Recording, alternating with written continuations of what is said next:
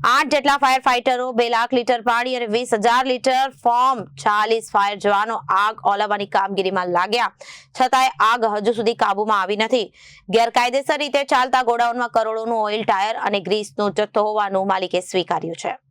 8 જેટલા fire ફાઇટરોએ 2 lakh litre પાણી, 20,000 litre form અને 40 ફાયર જવાનો આગ ઓલવવાની કામગીરીમાં લાગ્યા છતાંય આગ હજુ સુધી કાબુમાં આવી નથી। ગેરકાયદેસર રીતે ચાલતા ગોડાઉનમાં કરોડોનું ઓઇલ, ટાયર અને ગ્રીસનો જથ્થો હોવાનું માલિકે સ્વીકાર્યું।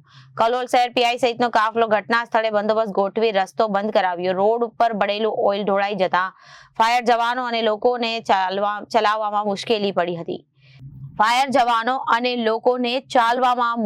પડી હતી।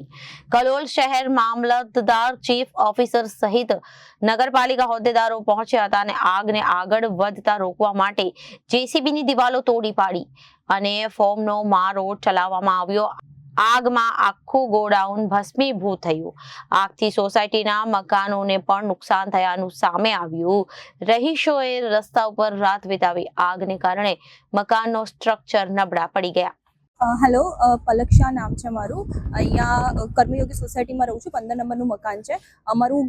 ઘર એકદમ ઓટો હાઉસ જ્યાં આગ લાગી છે એનું એકદમ અડીને અમારું મકાન છે અને અમે લોકોએ ઘણી વખતે કમ્પ્લેન કરેલી હતી। એ લોકો લાઈક 2-3 કરોડનું માલ ઓઇલનો, ક્રૂડ ઓઇલનો રાખે છે ત્યાં। તમે ઘણી વખત કમ્પ્લેન કરેલી હતી કે તમે અહીંયા ના રાખશો, એ તમે કોઈ એવા જગ્યા પર રાખો કે જ્યાં આગ મતલબ કંઈક થાય તો તકલીફ ના પડે। રેસિડેન્શિયલ એરિયાની બાજુમાં આ વસ્તુ ના રખાય। બટ એ લોકોના જે રિસ્પોન્સ હતા એ પ્રોપર નહોતા અને એ લોકો ઇવન અમને પપ્પાને આમ ખરાબ રીતે અમારી સાથે વાત કરતા હતા જાણે અમારી કોઈ ગલતી હોય। અમે એમને કહીએ કે કંઈક થઈ ગયું તો શું થશે, તો એ લોકો એવું કહે છે કે અમારી જોડે તો ઇન્સ્યોરન્સ છે તો અમને તો કંઈ વાંધો નહીં આવે। તો આ કોઈ જાતનો આન્સર નથી। એમની જોડે ઇન્સ્યોરન્સ છે, અમારું આખું ઘર અત્યારે સળગી ગયું છે તો અમે શું કરીએ? મતલબ આ વસ્તુ ના ચાલે। Need to do something for that.